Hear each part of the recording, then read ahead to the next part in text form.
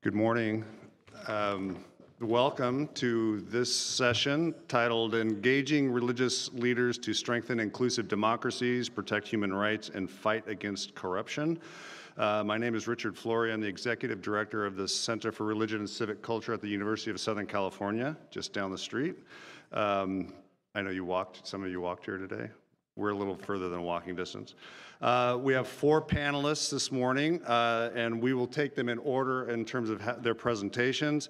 And let me briefly introduce them. As they're in their program is Reverend Dan Gonzalez Ortega, Director of Justice and Community Development Department, Alliance for Presbyterian and Reformed Churches of Latin America.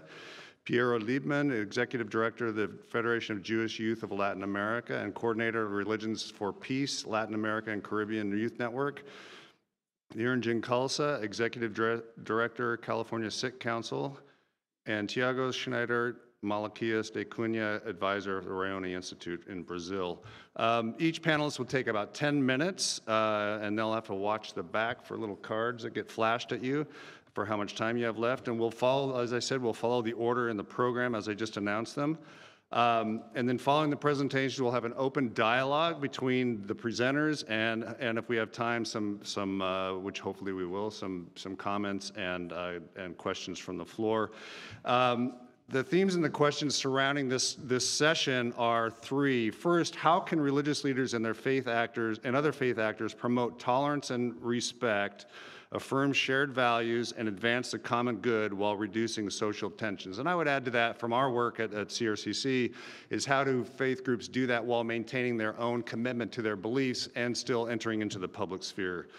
Secondly, what distinctive tools do religious leaders have for standing against corruption and encouraging good government?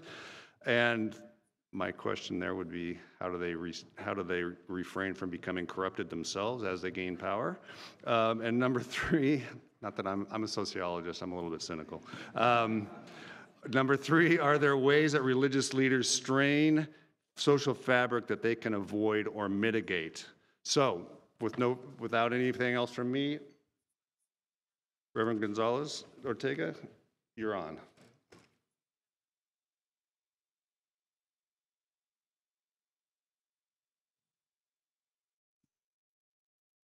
Very much. It is my pleasure to be able to share this second Interreligious Forum of the Americas.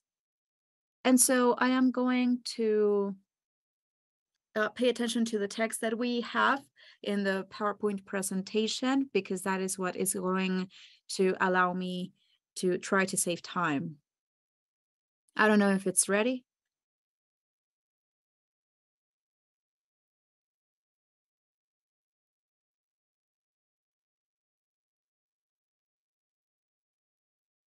So for this presentation, we have taken into account 3 questions that are always going to be present in the slide.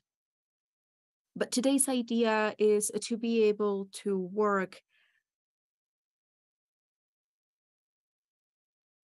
as it is mentioned, the importance of religions, and specifically, I would be talking about Christianism for these tasks. And I would like to start with this quote from Hans Kuhn about the importance of peace among religions to be able to build and also to have peace among nations as well.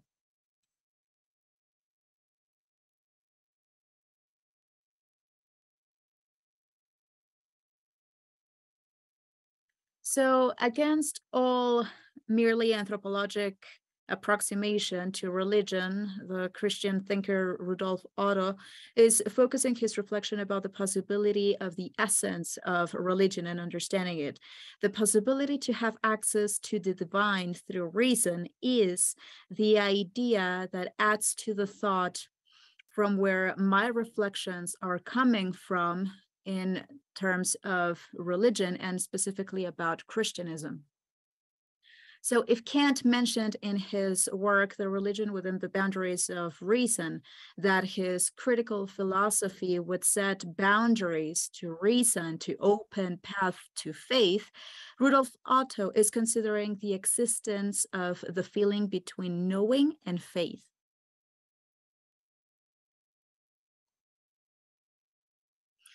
And in studying that feeling, it is in studying the feeling that Rudolf Otto is seeing the possibility to learn about the essence of religion, to really understand it. And so it is with that paradigm, with that theoretical framework, is that I start with my thoughts. So the feeling, and especially the religious feeling based on the notion of what's sacred, is a priori, because it cannot be referred to experience, and it cannot really be understood from any other sphere that is not experience itself.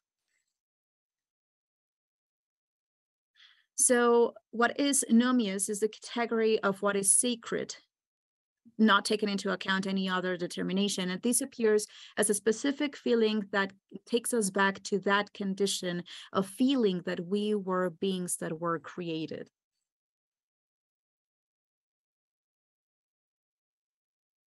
So from this, it is that these feelings of respect can arise to what is sacred, that mysterium tremendum in the face of Majestas Augusta, which comes from the huge power of something that is a supreme presence. So that religious fear in the face of the mysterium fascinans that is in charge of energy and the fulfillment, the perfect fulfillment of being.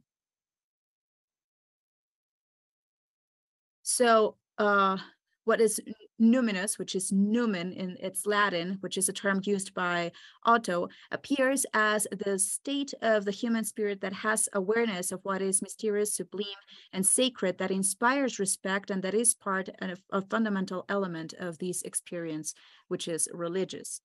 So from this perspective of what is numinous, the life, that human life as well as the universal life would be considered as sacred, which has relation implications. And so that is where I would really want to start talking, because here we're talking about respect to people, to having this equitative validation of the otherness, that subjectivation of the cosmos, of the universe, of the environment, and also linking these from the peace with justice, always thinking about restorative perspective, which is the good living, and also in terms of the sense that life has.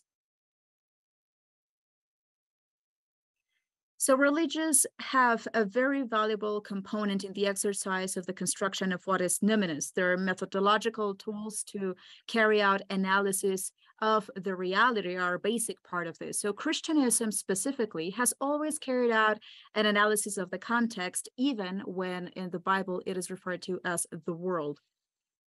The form of the type of the big city is summarized by Harvey Cox in two main things, which is anonymity and movability. And those are consequences of the big urbanizations that bring with themselves that system of human relations that is based more on functionality than on friendship. And they stop having that link of the person with the earth, and making it easy for them to have frequent changes of place.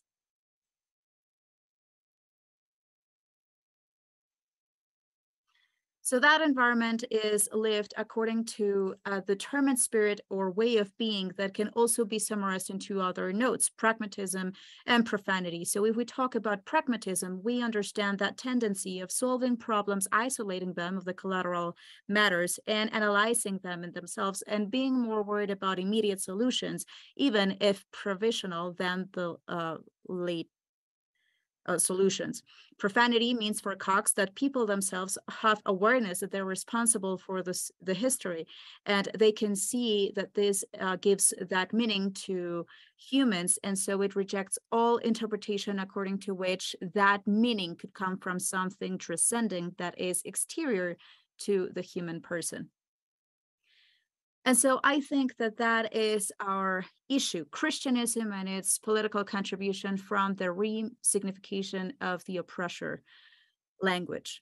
And the Christianism from its origins re-signified that language from the Roman Empire. Some terms like diachony, for example, like eternal life or a new ion in the face of the eternal Rome, according to the evangelist John, or the new ion, according to Paul's language, that referred to the world, also the anastasis or the resurrection, and also that re-signification in this case of the insurrection as a Greek term.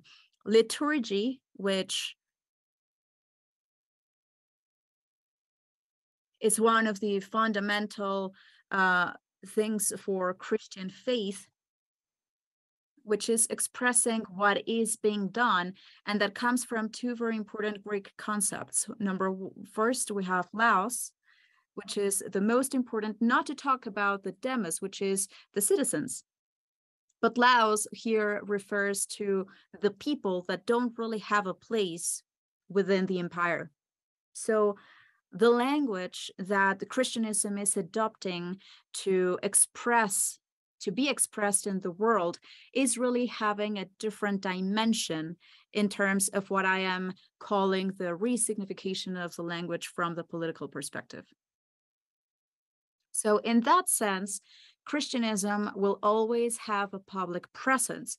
Christianism before the 4th century had a healthy distance from the imperial power. It was always critical, but constructive.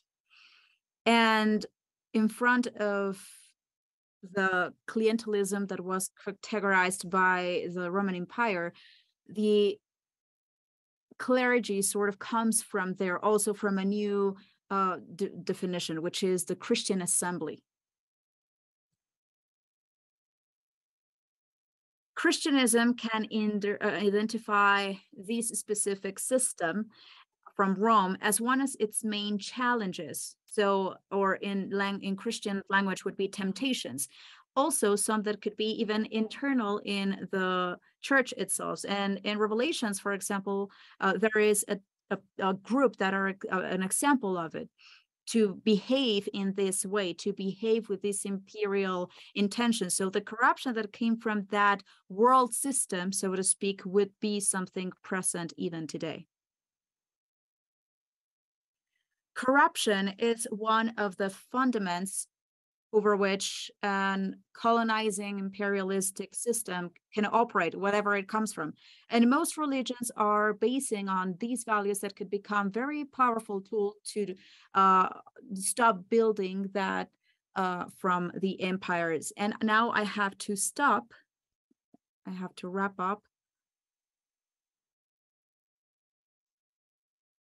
And maybe I would just mention some things. Religion should be considered as part of the civil organized society.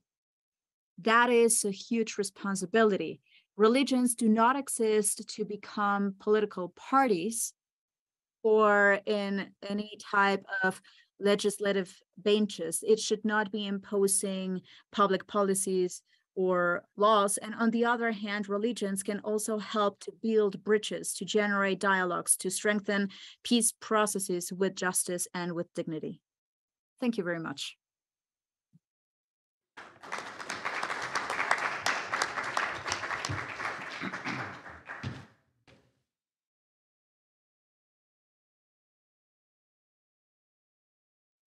These events so that we can have these events in a very organized way. Replying to the questions asked by the moderator, I would start by answering the question by the moderator as to what happens inside communities. And I believe that's the first thing we need to consider when we talk about what we can transmit in terms of democratic values and in the societies where the faith communities are immersed.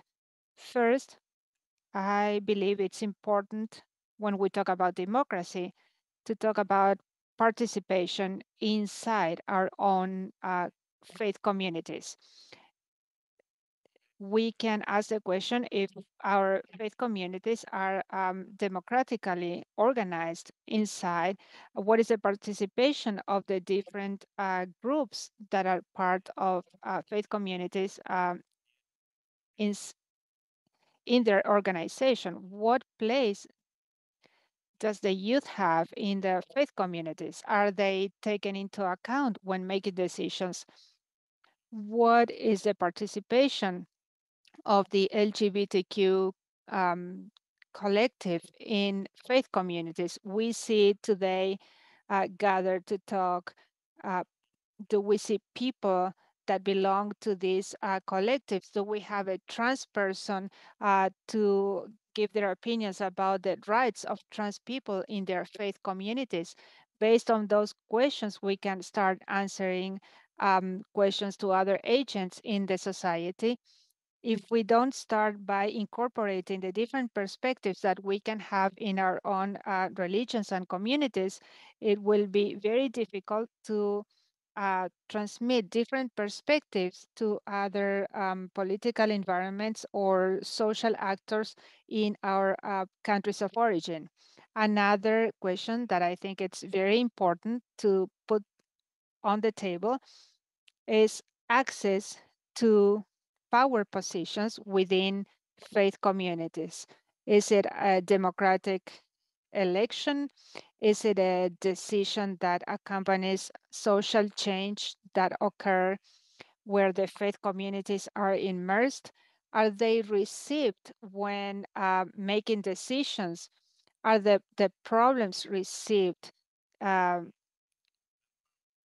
the problems relating to these faith communities? I believe the first step to build a democratic community is to move towards an internal democratic transformation within their political leadership and religious leadership. I think that this should be the main concern at this time, to incorporate those minorities, not only the discursive part, but the structures that we are part of. The fact that organizations, and I think this is a transverse question that we see when we work with the youth network in Religions for Peace, we constantly face the problem of lack of representation by the youth in their own communities. When we want to carry out an activity, we find that the youth that are part of our own network don't have enough incidence or impact in their organizations. And what are these organizations demanding? That we come up with activities for the youth. So we should ask ourselves, how can we create activities for the youth if they are marginalized when making decisions? Uh, I mean, the youth are not minorities from the technical point of view, but regarding the power of decision making, and as minorities, there are many other groups that have a less privileged position than the youth or many other sectors.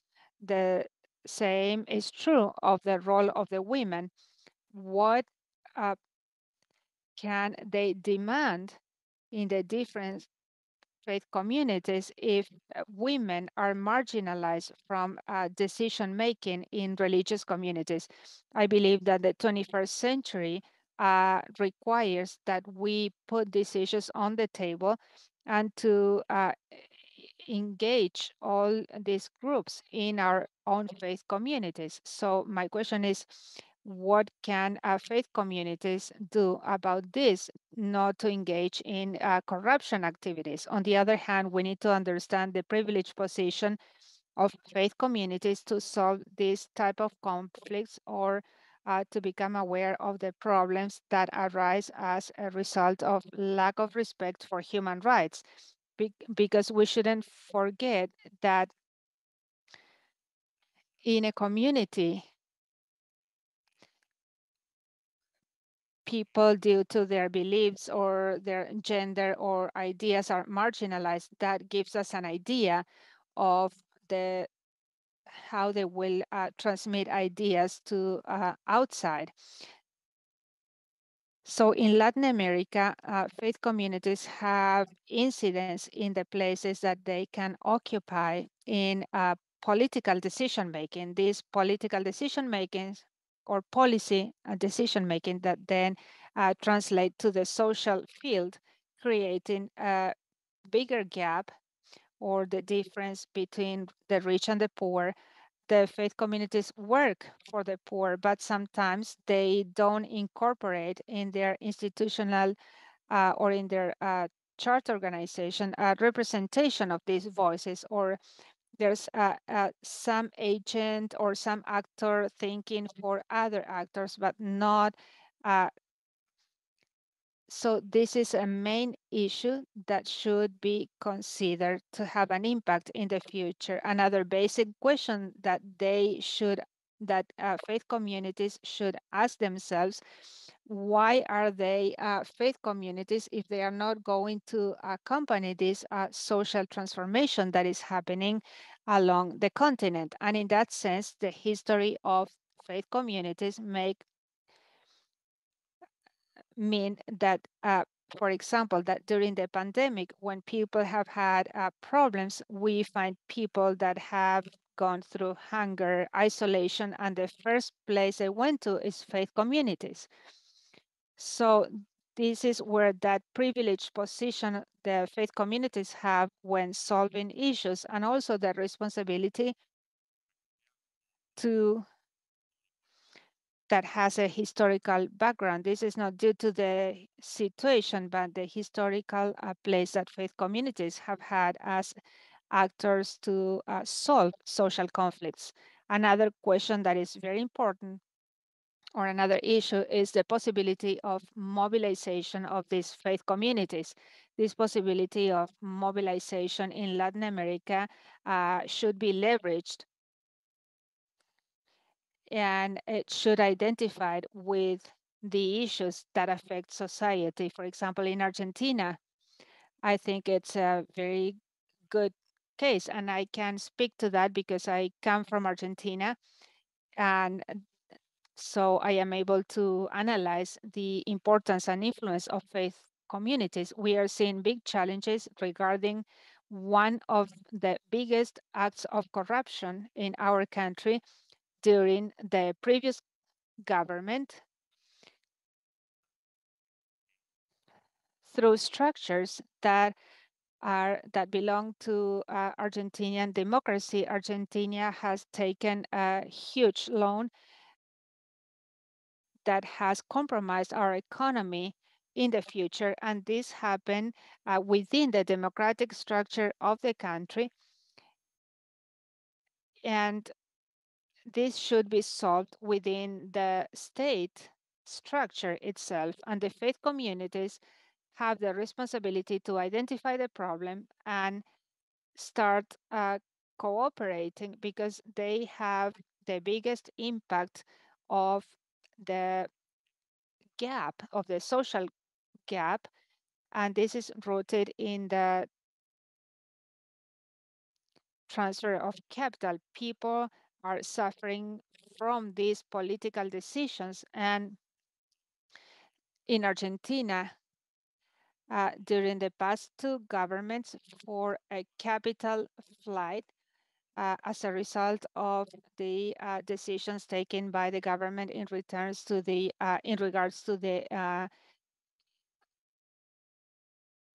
International Monetary Fund.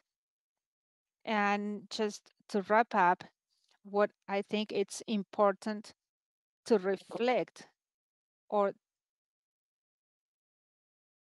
within these faith communities to have, and that this reflection should be reflected in actions that are applied in society and communities. Thank you.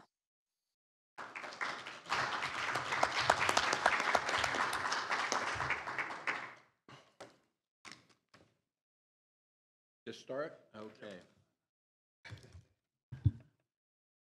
First of all, I really want to thank the people that have shown up here for this event.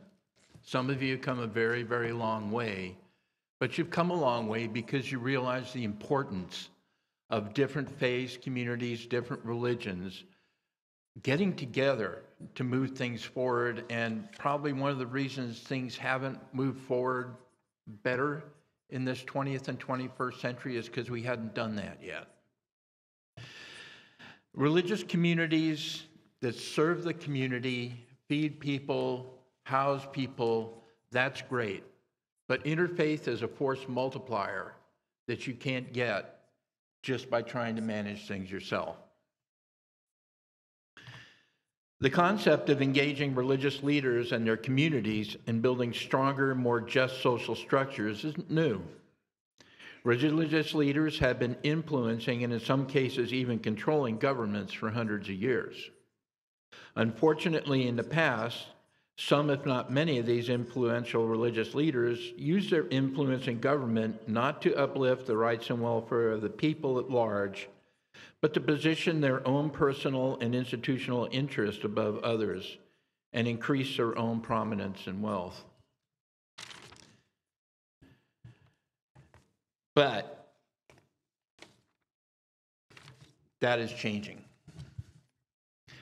And it's changing in respect to people are feeling in all the different faith communities a need to get involved in political discussions now, to get out there to, we don't make laws, we provide the moral consciousness, the moral conscience for people. We are out there trying to get people to act in a better way, to elevate the way they feel about others. The fact that we're here together today, getting to know each other and discussing ways to build a more inclusive, free, and equitable world together, it speaks for itself. You don't see 3,000 people in this room. What you see is a lot of really good people who understand how critical and important this is, and that are willing to spend their time and energy doing anything that can move it forward. Now more than ever, religious leaders are taking up the cause of lifting up and supporting compromised individuals and populations, promoting equity and protecting people's civil and human rights. Some are even doing so in partnership with ecumenical or even interfaith partners. There's a strength in numbers and diverse approaches to solving problems. There are many different ways that faith communities can inspire equities, human rights, personal dignity, and freedom. And here are just a few suggestions. Create more and deeper partnerships in your government structures. And the way you do this isn't by going to them and telling them, you need to include me. Lots of times it goes just having personal relationships and developing it from there. This is going to be harder in some cases than it is in others. But if you do that, lots of times a door will open and you can move the agenda of civil rights, human rights, and freedom forward, even if it's just a little bit. But you don't get that opportunity unless you're in the room talking with these individuals and these people that are running the country. Choose undertakings and policies that have clear, simplified goals that move government, sometimes intentionally, sometimes unintentionally, into being better servants of their population. What this means is come up with a program that increases civil rights, increases human rights, increases freedom, and have a benefit read into it for your government officials and politicians. Even if they don't buy into civil rights and human rights, it benefits them to do this. So what I'm talking about here is guerrilla marketing, okay? It's being able to get people to do good things sometimes in spite of themselves, in spite of their habit. And this doesn't always happen quickly. It takes a while to culture these relationships and stuff, but it is a good way to do it. Number 3, create partnerships within the community and especially with other religious communities that share your desire to lift up compromised, oppressed, or otherwise disadvantaged populations. Many of you are already doing that. Number 4, stick with it. Many of the missions you take on will be trying to change long-standing, deeply ingrained habits in government, and that's never easy, and it can take time. Remember, many if not most government leaders, are members of some religious community and may be inspired by leading members of their own faith community to focus on civil and human rights for the benefit of people they govern. Whenever possible, locate, appeal to, and partner with these influential religious leaders to help get your cause, which is basically freedom and civil and human rights that we're talking about here today. Use that, partner with them and use that to get the conversation started. Let's talk about the C word. It is cancer, but it's a cancer in governmental structure, and that's corruption. Trying to mitigate corruption is at best difficult and at worst extremely dangerous. In some places, corruption is traditional, well entrenched, and has many different defense systems in place over the years to protect itself. Why not just bypass this daunting task and ignore corruption? Corruption in government leaves the people feeling that they're unable to have a real voice in their own destiny, and that greed is more important than their needs and rights. Equity and peace do not exist where greed is rampant. Greed is seductive, and it can blind even the best-intentioned individuals to ignore and compromise the high ideals they may have entered government with. They end up forgetting about the rights and freedoms of the people and end up focused on personal gain. With all this being said, corruption must be addressed in order to create true freedom and democracy.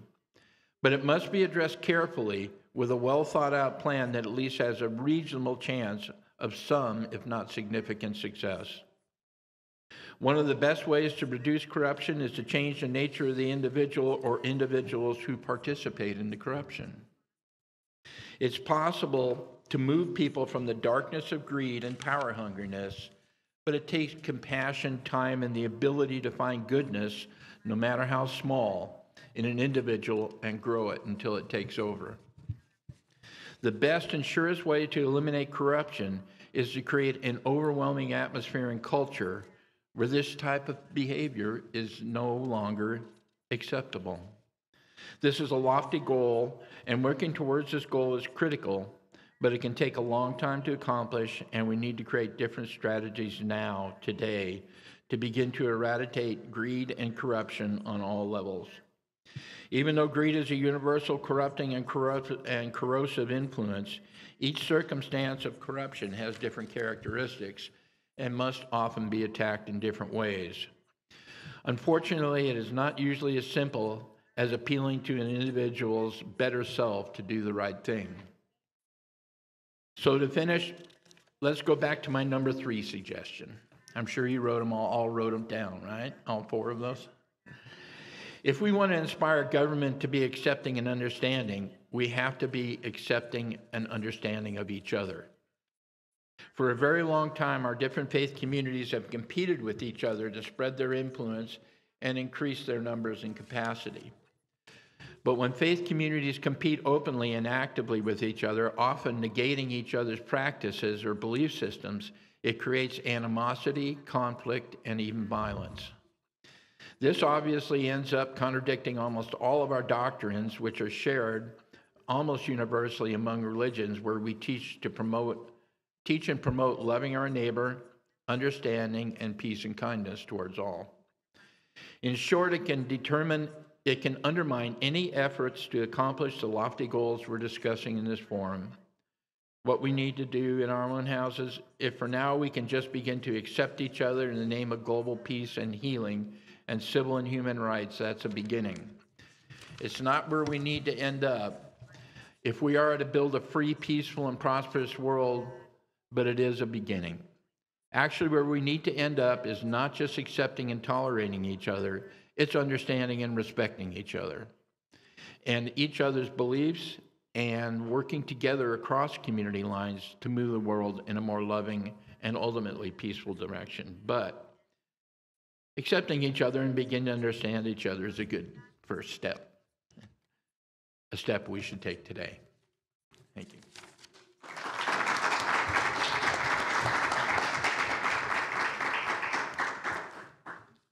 Thank you. Seems we're short one panelist.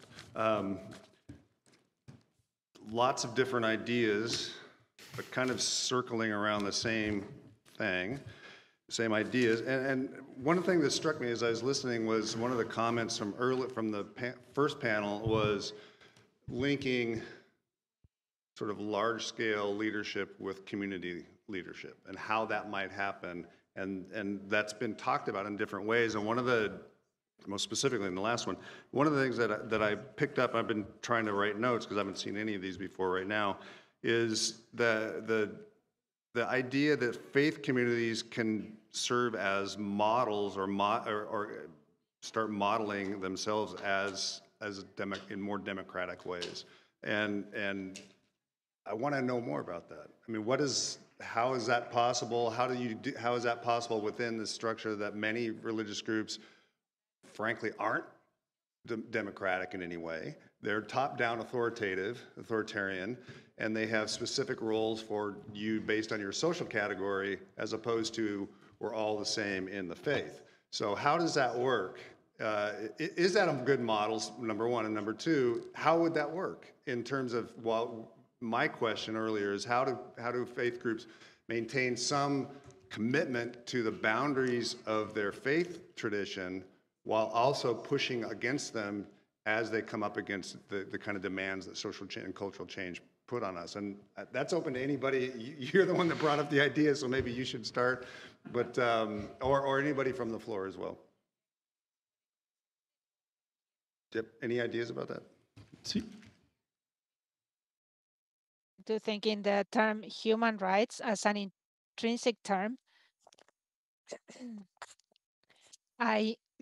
first of all, we need to recognize that human rights are part of normative body that influence everyone in the world, and that is independent from the ethnic or religious pertenency or the religion that they practice. When you don't recognize equality terms between two members of a same congregation, a basic human right is being violated. When participation is not democratic within organizations, when minorities are not represented, we are not respecting human rights. I believe human rights are a common role where the representatives of faith communities represented here agree upon, and that's why they are part of this panel. In that case, I believe that any advancement in the society incorporates new perspective of human rights. That's where the conflict arises, when those perspectives are not in agreement with some typical traditions of the faith community. But faith communities cannot be thought of as rigid structures, because if they are considered in that light, what we will see is the end of the community of faith, but a sad ending that will be influenced by the violation of human rights of those who are part of that faith community. And again, in practical terms, when women are not represented in a directive of a faith community, those women's rights are being violated. When the trans people are not part of a liturgy or are not considered for that liturgy, when the trans population are not part of the decisions of the religious community, they are being marginalized. So that is a huge violation of human rights, and the religious leadership is an accomplice to that. And if change doesn't happen, that recognition of those rights of those minorities, if we don't do it inside our communities, the faith communities will disappear, or they will promote the violation of human rights, and that cannot be allowed.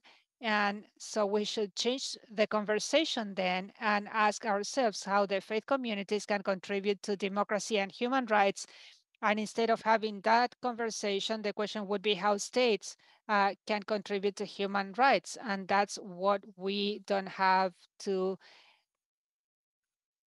get into. Even if here we are saying that we are interpreters of a moral conscience, but not of laws, the faith communities have influence on laws. And today we live in the structure of the modern state. And today, as faith communities, we have to be a part of that and part of all the changes that are being generated. And we have to be flexible and incorporate those changes, because in incorporating changes, there is a learning.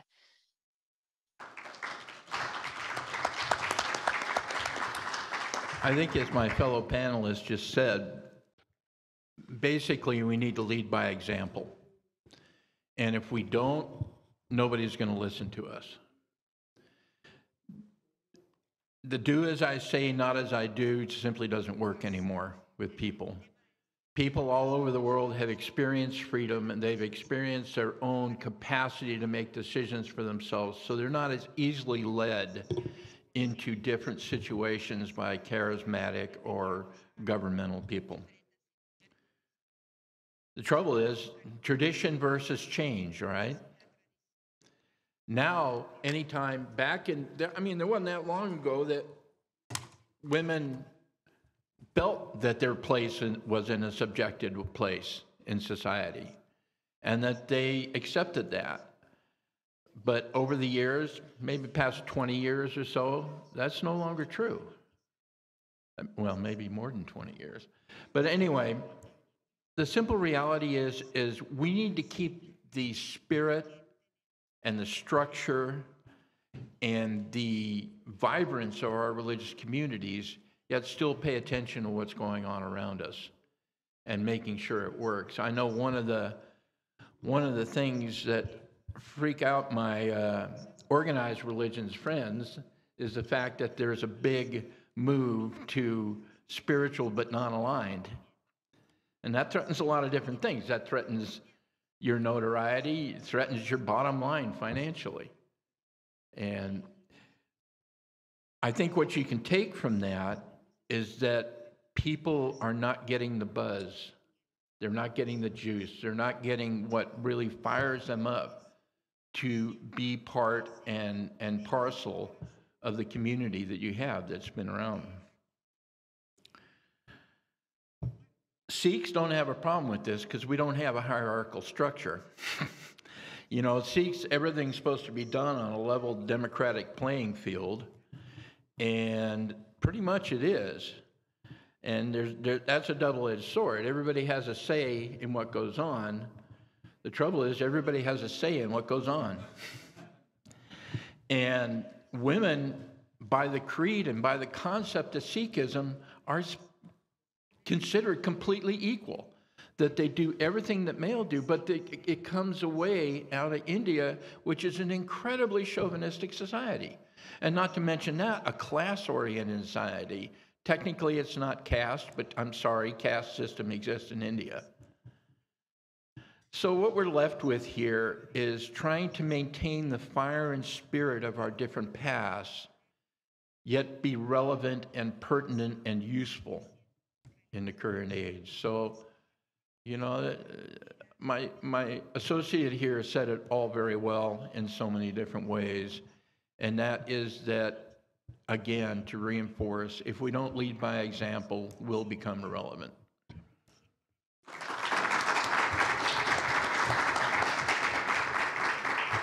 I wonder if I might flip the question. Oh, do you want to say? Go. That I wanted to mention when I talk about the resignification that Christianity gave to the language of the empire was precisely to try to talk about how we position ourselves in the face of concepts in society, in particular the concept of democracy. And I agree with the fact, can you hear me?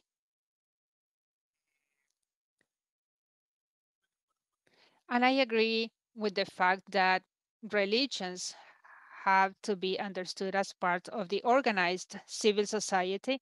And in that sense, we have to make contributions to public debate. And in that sense, I speak from the point of view of Christianity, which is what I know. We can bring to the table of public debate, precisely in this case, the concept of democracy. For the first Christians, and I'm talking about 2000 years ago, democracy was obsolete because it only considered citizens of an empire. And that's why it talks about its action as liturgy, using the concept of laos, not demos, not the citizens or the people, but laos in Greek means like human vomit, waste. So it was a certain way of talking about communities. So if the neologism is allowed, Christianity can bring to the table of public debate, it could incorporate something more similar to a laocracy than instead of democracy. And as I said before, it ends up being a temptation for a system that captures wills, and that world system is the one that creates corruption itself. In this sense, then we can state that religions have a lot to contribute to the public debate without imposing a certain agenda, because we shouldn't impose our own agenda, but we should contribute to the debate, to the discussion of more rights for more people.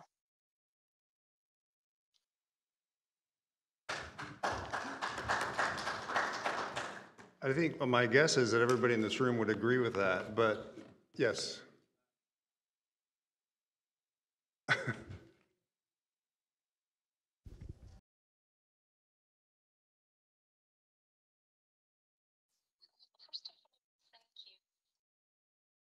Presentations, and I believe that they were all, of course,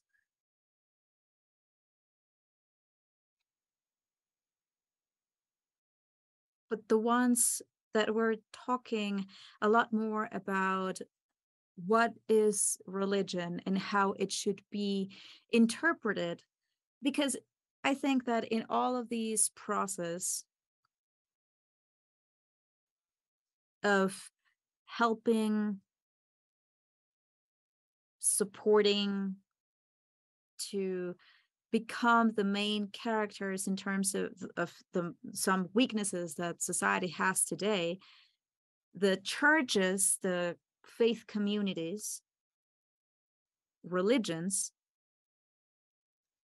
also have to carry out an internal process, right? As I was mentioned before. And that process has to be definitely the type of process that is going to also include that internal healing, if you will. That is, how can we reevaluate, how can we revalue, how can we reinvent the concept of faith or religion or tradition according to the reality that we are living today? And that is not just a process that goes from inside out, from the community of faith or the structure itself. It has to happen within. So that process of how we can actually cooperate from the inside out depends a lot it depends on the entire process and the actual work that the institution is doing in terms of that weakness that we can be mentioning many here in this forum. So I think that process was very well explained, and I believe as well that in this first session,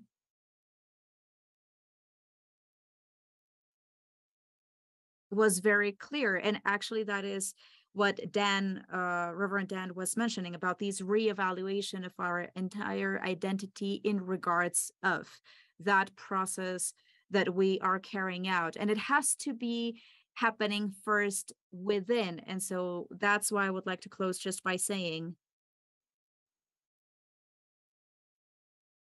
that if we are not really given a good example, nobody will ever believe us. So that is where we are saying, well, we are faith communities. It's not just believing in something, but we also have to be reliable. We also need to have credibility. So I just wanted to highlight that this is a process that goes both ways, but it is very important to have it also done internally, each faith community, and to apply it for your suggestions to the outside. Thank you.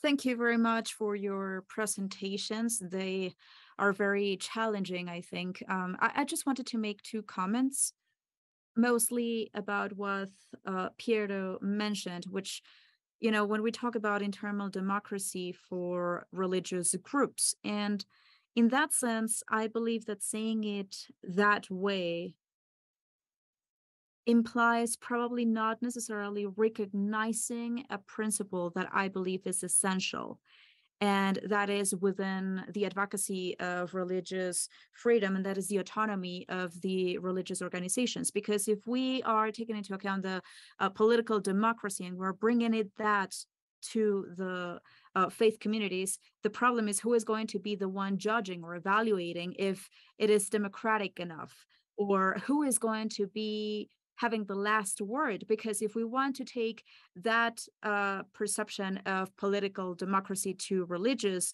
organizations, then we're going to subject everything to the political authorities that could be the ones that state whether or not there is enough democracy in each organization. So I believe that one thing is the process that each religious community can carry out of acknowledging and seeing the rights for its members, and of course seeing how humanity is growing in its dignity, for example. And a different thing is to transport or bring that political perception that puts at risk that autonomy, which is so important for communities of faith. I can actually give an example of my own religious community. I am a Catholic, and clearly the Catholic Church has grown in terms of awareness and the dignification of each one of the members, but that wasn't done through a political perception of democracy, but instead that was through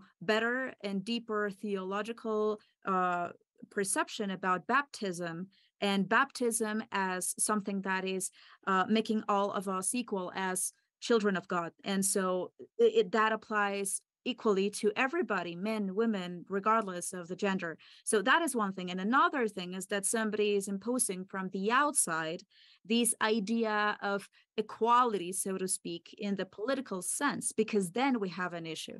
And I could even think, I don't know, that maybe the European Court for Human Rights, I could not think that they are not sensitive to these values of democracy. However, they have a very rich faculty in terms of whatever is happening in a religious matter.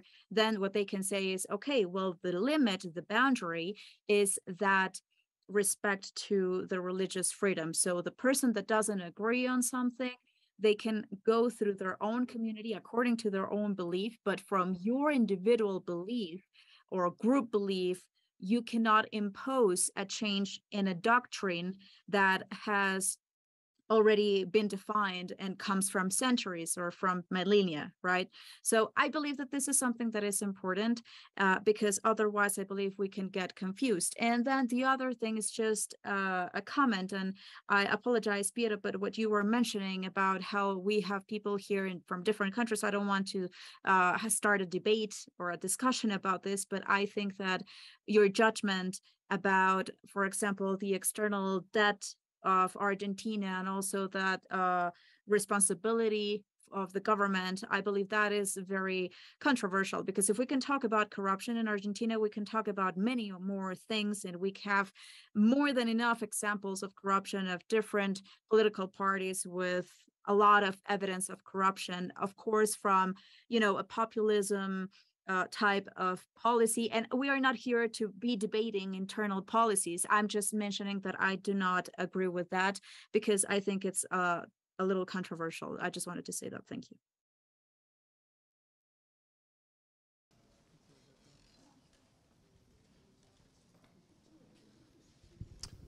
So in some ways, my comments may go along the same line as Juan Navarro-Flores. I just want to give some examples. I think that the idea that a religious structure has to model a democratic structure is fundamentally oversimplified. And let me point to just a couple of examples. In the 19th century in the United States, both the Catholic Church and the Church of Jesus Christ of Latter-day Saints came under intense persecution because they had hierarchical structures. Now,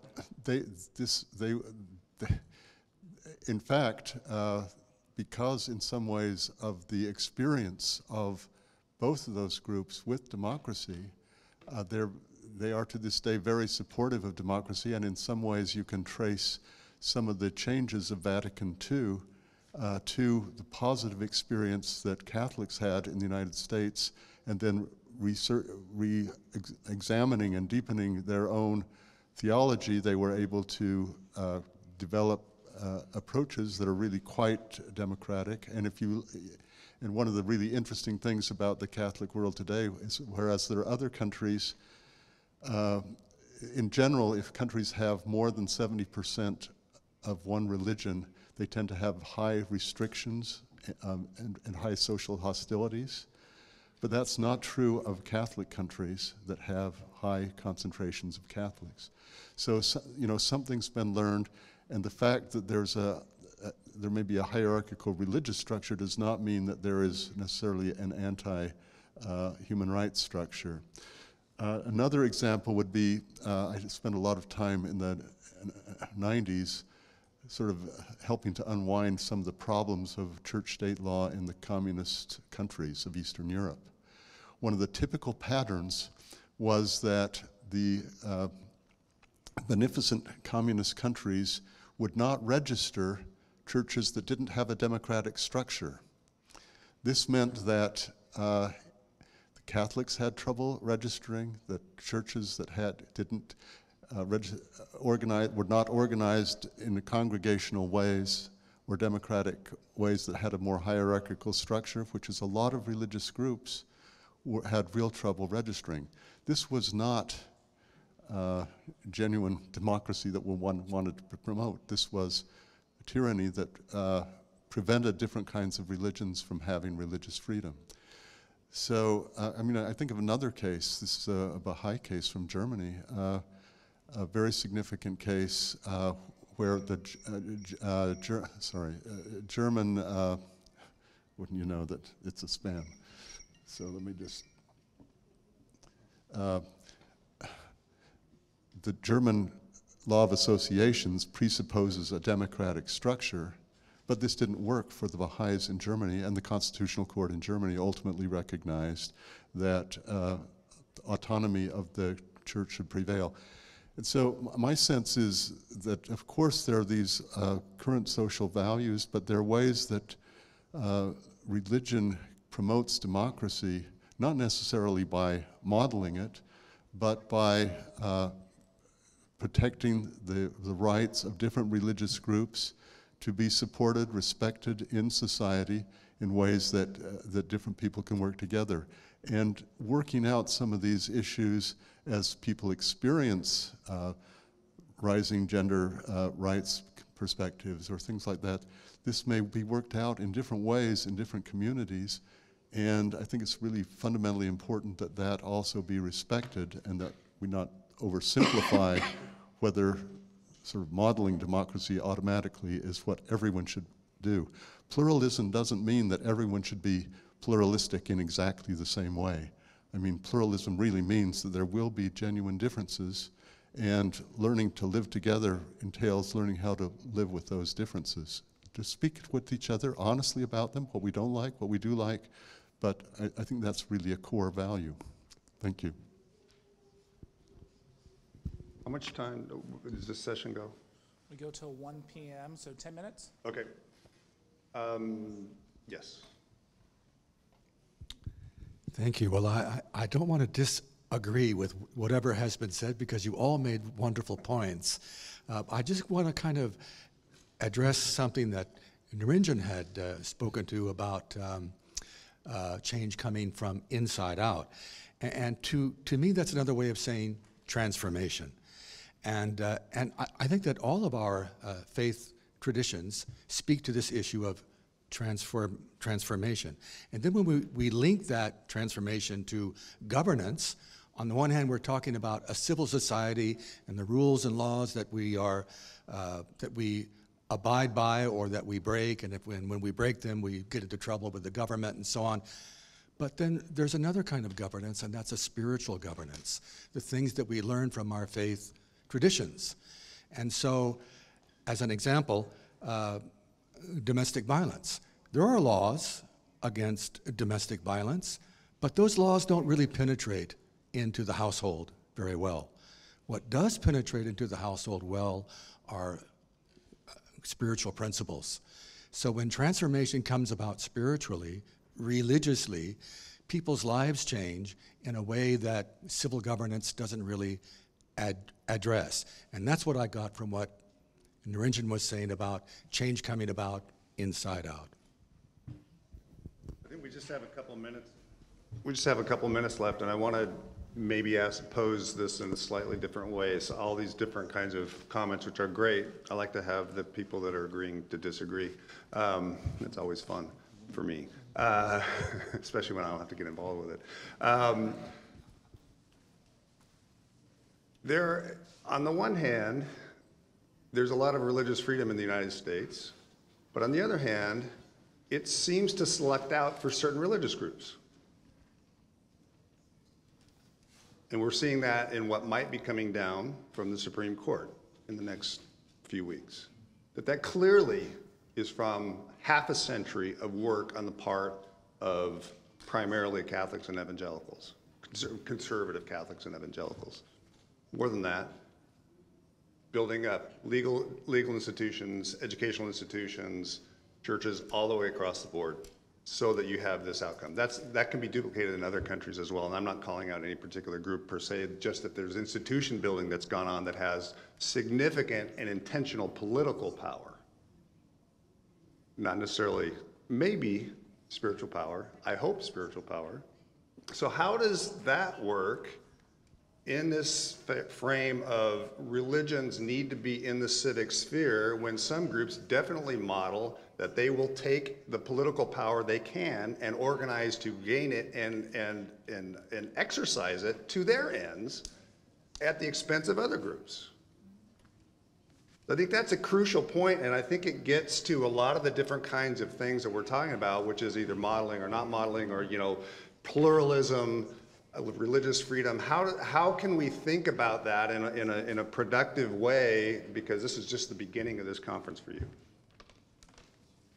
And I'm open to anything anybody says.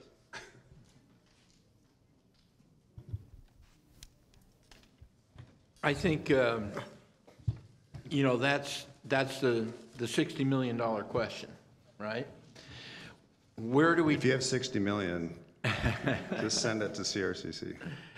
But, what we end up doing, and what, for the most part, I think we're talking about here today, are very general human and civil rights that do that. People do a lot of things in the name of religion.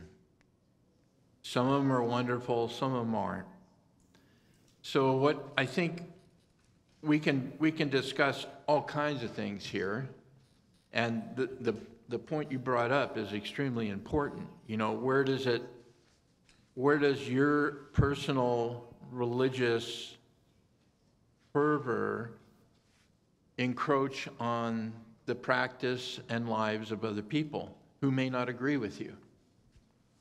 You know, what do you do? Because you have a principle, you force it on other people no matter what? Or do you say, well, I don't believe in this, so I'm not going to do it, but I can't tell everybody else what to do? You know, these are questions a lot of organized faiths are dealing with now. You know, core principles against abortion, okay? Many churches have it. Many have these principles that have been preached for a long time, but I don't think anybody's really gained the political favor that has in the U.S. here to try and materialize it. I think they always generally tended to end up with, I don't believe in it, so I'm not going to do it, and I'm going to encourage everybody I know not to do it. From if you do it, we're putting you in jail. Even if you do it out of state, you'll be arrested for murder when you get home. You know, this is a little radical. So, and this is a discussion that can really get a lot of people's blood going. But I think as we work together as faith communities to try and move these things forward we're talking about today, civil human rights and freedom, you know, some of these arguments we might have to leave for another venue. I'm not saying it's wrong to bring it up, it's not. But the reality is we can get mired in that and forget all about some of our basic fundamental goals we're trying to accomplish here. But it's a fantastic discussion. You know, how do I believe in freedom to express myself, and by doing so allow someone else not to express themselves in the way they may want to? These are all the tough questions we're facing these days, and there's no simple solutions. You know, I think we need to end up at very core values. Number one, nobody's ever persecuted. Number two, people should reach out and understand each other even if you don't agree with them. And number three, compassion and love. I'm sorry, it works. I think we're just about out of time, and I thank you for indulging my last question there, because I think this is a key point, is the people of faith are committed to a particular tradition, to particular practices, to particular beliefs, yet when they enter into the public sphere, they have to figure out how to negotiate those in context with other people, which is exactly what you all are doing here. So, and I think that's an ongoing, we have one final question, or comment. I won't say it's a question. I think you answered the question that you posed yourself. Today is election day in the United States.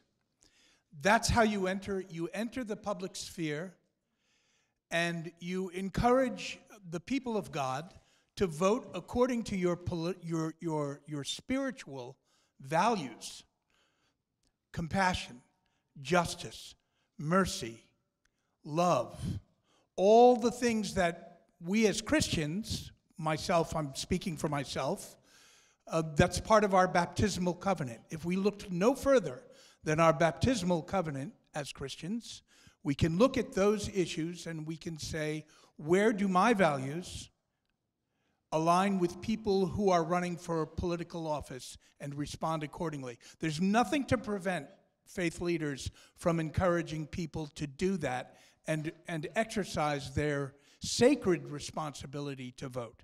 Thank you. Okay, I think we're done for today, and thank you so much for this session, not for today, sorry.